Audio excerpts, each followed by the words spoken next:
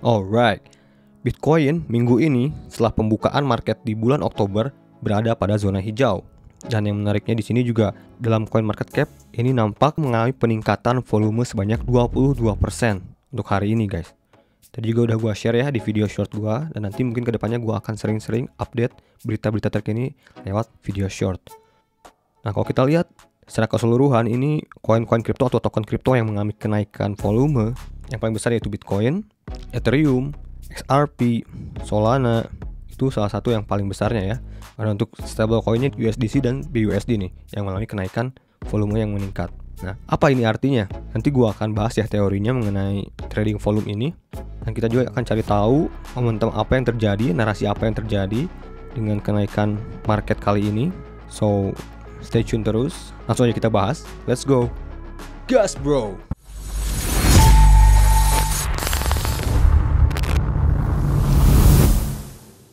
Yo, what up guys, balik lagi channel Ihsan Agas and welcome to Crypto Time, dimana gua membahas mengenai seputar cryptocurrency atau crypto aset. Dan terima kasih buat teman-teman yang selalu mampir ke channel gua dan yang udah like video gua dan juga udah komen seperti Luciana, Tendi, Votak, David, Ahmad, Tara Family TV, Angga Putri, Joko Trianto, dan lain-lain. Terima kasih yang udah komen juga setiap video gua.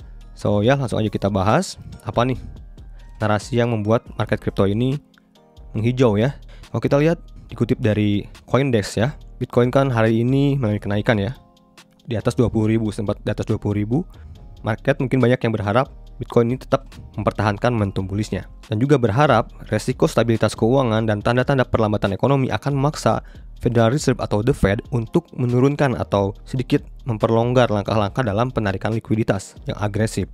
Namun beberapa pengamat tidak yakin The Fed akan mengabaikan atau secara dramatis memperlambat apa yang disebut dengan pengetatan likuiditas. Banyak para pembeli Bitcoin yang masuk pada Senin lalu setelah Institut Manajemen Pasokan Amerika Serikat atau ISM mengatakan indeks manajer pembelian manufaktur atau PMI turun menjadi 50,9 pada September.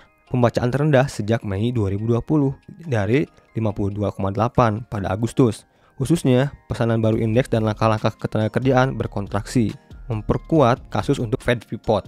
Ini telah menjadi sebuah kasus di mana bad news ini menjadi sebuah good news untuk ekuitas ya. Jadi dengan market yang treating ke arah bawah pada indeks ISM karena meningkatkan kemungkinan jeda untuk The Fed sebelumnya. Sehingga yang dilihat ini sebagai positif untuk aset beresiko seperti saham dan kripto. Bank of New Zealand, tim penelitinya menulis di klien Selasa pagi, Bitcoin cenderung bergerak kurang lebih sejalan dengan ekuitas dalam hal nilai pasar. Ekspektasi bahwa The Fed dan bank sentral utama lainnya akan memperlambat pengetatan yang mencengkram pasar pekan lalu setelah Bank of England BOE mengumumkan program pembelian obligasi yang dikenal sebagai pelonggaran kuantitatif. Jadi, apa yang dilakukan Bank of England adalah pola untuk apa yang mungkin dilakukan orang lain, kata Ed Yardeni, Presiden Yardeni Research, mengatakan kepada Bloomberg. Tetapi mereka tidak punya cukup evidence atau apa yang membuat ini harga ini bisa turn around ya. Ya kalau kita lihat ya market masih dalam sentimen yang cukup bearish. Jadi belum ada sebuah view atau pandangan yang jelas apa yang bisa membuat market ini berbalik arah. Kalau secara fundamental ya kan.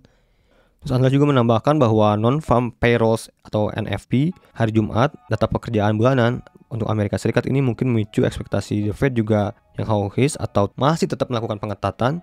Terus juga ahli strategi FX Swedbank, Anders Ekhoff, mengatakan dalam catatan harian bahwa rally baru-baru ini dalam aset kripto bisa dibilang ya bagian dari teknikal ya, karena dia mengatakan bahwa ini bagian dari oversold dan juga diuntungkan dari intervensi Bank of England tadi ya. Nah kalau kita lihat di sini ya, tadi gua sempat bikin polling dari 400 voters nih, 58% ini sebuah fake pump katanya, 41% ini real pump.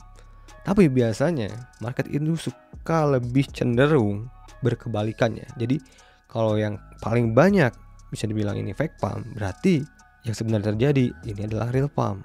Kalau yang lebih banyak ngevote yang bawah, berarti kecenderungan yang atas. Tapi kalau secara persentase ya nggak terlalu drastis sih perbedaannya, dikit banget. Oke, sekarang kita lihat ke chart. kita kembali ke pembahasan yang gue bahas pada video sebelumnya. Oke, pada video yang ini gue sempat membahas mengenai ada sebuah indikator juga yang menarik secara monthly yang udah gue bahas pada video sebelumnya, dimana sempat gue bilang apabila MACD ini udah perlihatkan tanda-tanda pembentukan ke warna pink atau merah muda, ini menunjukkan bahwa market ini berusaha untuk recover. Juga sebuah notes ya, karena ini monthly time frame, berarti yang untuk konfirmasinya tetap guys, kita harus butuh akhir bulan ini benar-benar si Bitcoin ini closing di warna pink. Tapi apabila benar-benar closing monthly Oktober ini pink, ya kemungkinan akhir tahun ini menjadi akhir tahun yang menurut gua cerah untuk market crypto ya. Ini kan pada video sebelumnya nih, ini masih benar-benar merah pekat ya untuk MACD-nya. Tapi untuk save long term investment, gua masih tetap berpatokan dengan teori gua pada video sebelumnya itu, atau yang udah gua bahas pada awal-awal tahun. Gua tunggu banget untuk Bitcoin ini bisa breakout ya dari RSI ini ya, resisten RSI-nya, ataupun bahkan dari macro downtrend line ini. Jadi meskipun expect nih ya, Oktober ini atau sampai akhir tahun ini menjadi bulan yang hijau, gua mungkin ekspektasi gua ya paling tinggi Bitcoin ini ya 26 ribuan atau 26.700-an, itu menurut gua batas tertingginya. Itu ekspektasi gua aja. Jadi gua nggak ekspektasi ini untuk kembali market rally. Kalian juga bisa tonton video gua sebelumnya untuk mengetahui, siapa tahu yang belum nonton, nanti untuk mengetahui siklus Bitcoin ini, outlooknya untuk 2022 sampai 2025. Kalian bisa cek videonya yang ini ya, yang di tanggal 29 September kemarin. Kalian boleh cek lagi. Oke, sekarang kita bahas mengenai volume. Tadi gue sempat mention di awal bahwa Bitcoin ini mengalami kenaikan volume ya guys ya. Ini udah 2 minggu terakhir nih.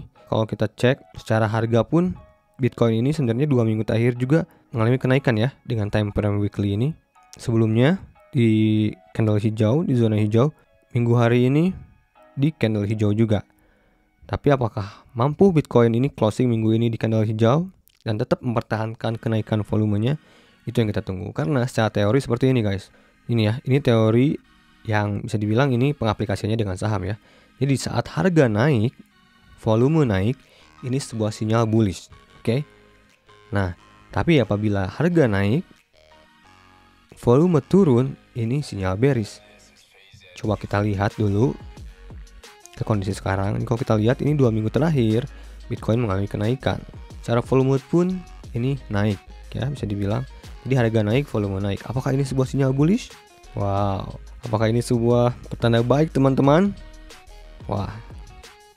Kalau secara teori ya seperti itu guys ya. Tetapi apabila harga naik, volume turun, ya bearish. Berarti minggu ini kita harapkan volume ini tetap naik ya. Nah ini untuk case yang tidak terjadi sekarang ya. Ini harga turun, volume turun, bisa dibilang ini bullish. Harga turun, volume naik, bearish.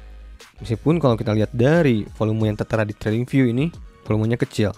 Karena mungkin juga ini belum closing ya guys ya. Untuk minggu ini belum closing. Tapi tetap kita nantikan apakah case yang terjadi selanjutnya. Ya kita perlu nantikan ya. Apabila harga naik, volume naik, ini sinyal bullish. Apakah ini benar-benar terjadi teman-teman? Ya. Kalau secara tren keseluruhan, Bitcoin ini masih dalam tren bearish ya. Masih dalam tren merah guys, lihat. Oke. Lihat ini sejak Desember atau November bisa dibilang ya, tren bearish ini masih tetap berjalan dalam Bitcoin ini ya, sampai ini kembali flip menjadi hijau, yaitu pertanda untuk pembentukan tren Bitcoin kembali ke tren bullish lagi atau tren hijau. Oke ya, ini tren bullish, tren hijau, ini tren bearish, tren bullish, tren bearish ya. Secara keseluruhan memang masih dalam zona bearish. Oke, silahkan komen aja apapun, komen gak jelas atau apapun boleh, bebas guys. Oke. Dan nantikan juga video-video short gua, mungkin gua akan upload tiap hari untuk berita-berita terkini lewat video short untuk nantinya ya. So ya, terima kasih udah nonton sampai akhir. Sampai ketemu di video selanjutnya. Salam cuan to the moon guys bro, and peace.